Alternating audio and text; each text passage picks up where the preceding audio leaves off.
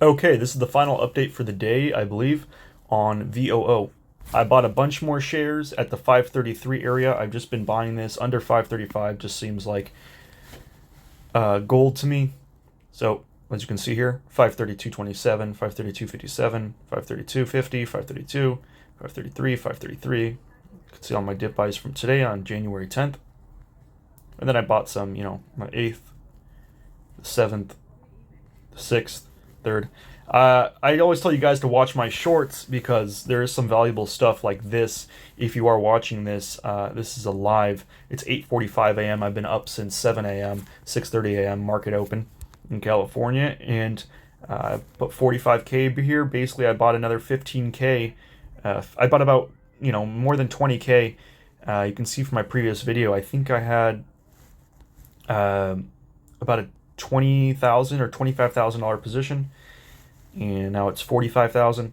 And the reason for that is because these levels just seem so juicy, and nearly a dollar above 533 from the previous. Hopefully, this kind of holds the 533 for the day. This could be the low of the day. Hopefully, it is, and we do hold this trend here.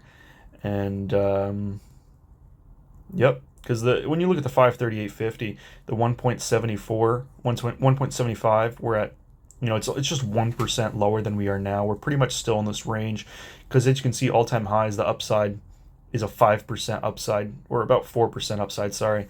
And then the true downside to next support here, it's about 520, 522 right here. That'd be another 2% drop from here, but I'm willing to wait that out or just buy that dip. And if that doesn't hold, that'll be unfortunate, but I believe it will. And I'll just continue to buy the dip is all. That's all you can really do. But, we have a huge descending pattern here, just lower lows, and then you can see build up, build up. It's having a bit of a triangle here, and where did it shoot to? Did it shoot to the top? No, it shot to the bottom, and we got another chance to buy some discounted shares under 538. Average is now 537, beautiful. It used to be 539. Took the average down a couple dollars from this morning. And position's looking nice for now. And a 537 plus 5%, or I suppose it's a 4% to all-time highs. Closer to 4.5, yeah, about 4% to all-time highs. And then I believe, we're at 537 average right now. I believe, 10% gain will take us to 590. I think that's also possible, but more realistically, like closer to like a, just $10 move is very realistic. 570, and 6% would be nice. 6% on 45 grand if I do hold it for that point. It's 2,700, and as long as I'm getting 1,000, 2,000 on this swing trade, I'm happy. And I will be up on the week and the month and the medium term. And on this month, I'm basically flat. I was up 1,500 this month at a high,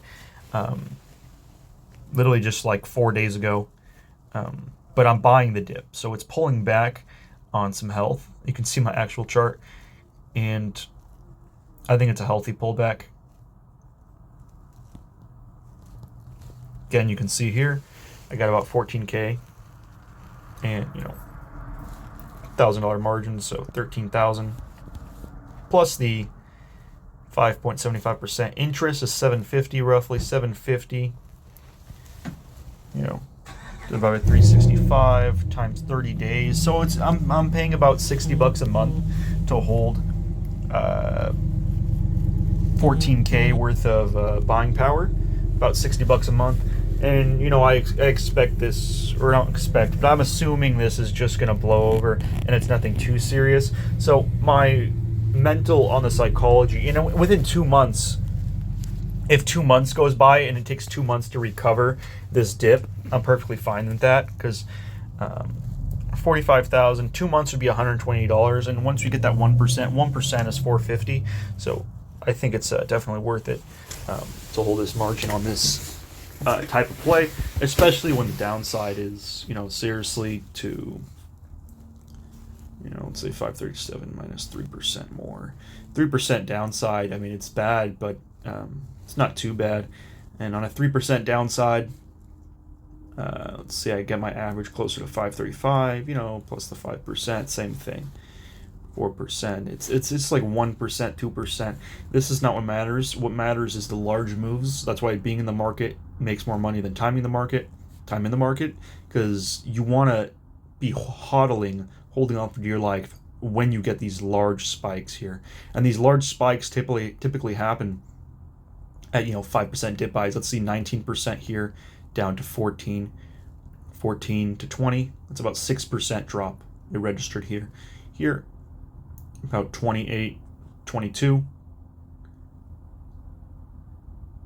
about closer to 5%. And if we go from that, 558 minus 6%, that would take us to the 525. And we might get to this 525. We might not. Don't know. But I'm buying on the way there heavily. And it seems like I'm running out of money because I kind of am. But I do see, I expect some type of, if we're getting a strong spike down this year from basically, 342, 347, basically dropping 3% in 1 week. It's pretty aggressive, around 3%, 2-3% in a couple days. And I expect volatility before presidency, but because we have a new president coming in, and this one seems pretty decent from an economic standpoint, not really into politics, but we're going to have a very good next 4 years, especially with Elon Musk and Vivek. These are just very smart guys. Very, very, some of the smartest people in America are in the government right now.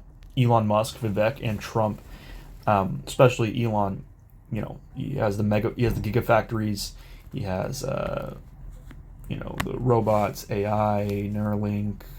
He works with genes and coding. This guy's basically a master level engineer and physicist.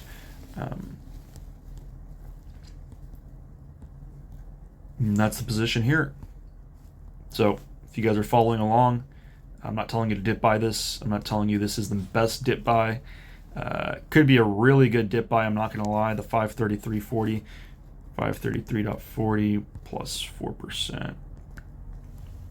I mean, you're pretty much getting a 5% gain, 5% back to all-time highs, and that's typical dip buy, 5, 6, 7%. But maybe we are overextended on the year. It was a strong year, so we're going to get a larger pullback. I don't know. I mean, it's very possible. You can get that larger pullback to the 518 because, or even to something like 510 or something. That'd be kind of crazy, but there'd be another 5% from here. And even if I did stomach that 5% drop, I would still make the 4% back to all-time highs, because you got to remember, this is S&P 500, this is VOO, this is always going to kind of come back to all-time highs from the past 5 years. Large crash, even COVID, different stuff, always recovers. Look at the max, always recovers.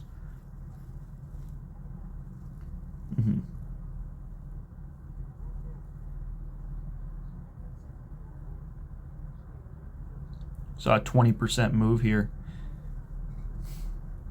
Insane move from COVID, a lot of manipulation. And I think the manipulation is starting to end here, and we're going to get back into a slow, consolidation, a little bit more of sideways movement, but we shall see.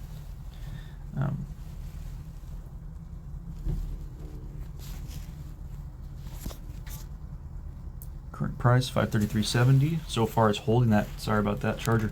It's holding that 530. Charging port's broke. I need to spend like $80, $100 to freaking fix it.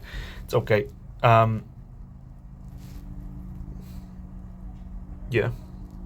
Hopefully, it holds this 533 morning price. We shall see. I'll see you guys next week, because that's all we can do. Be patient and wait. See what the price is then. Very possible next week. Sells off a little bit further, closer to 530, and if it does,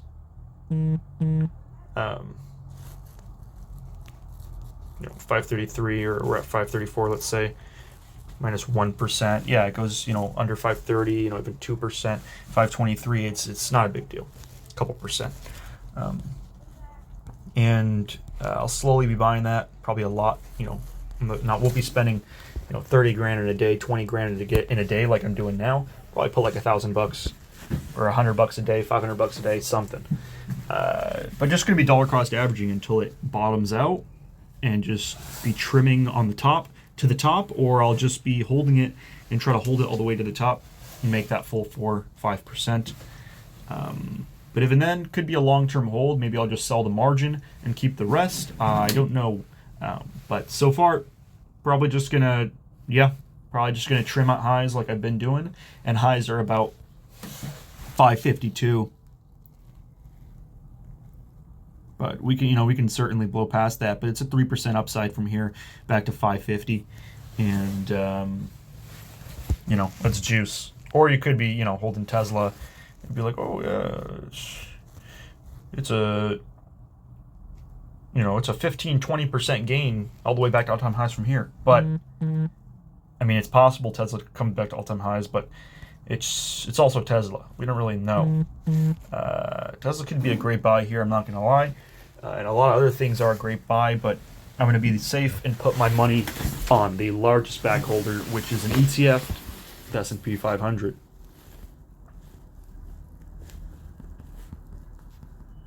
So again, current price is 533. You guys can check out the shorts and the new videos, but basically this is the most updated video I have right now.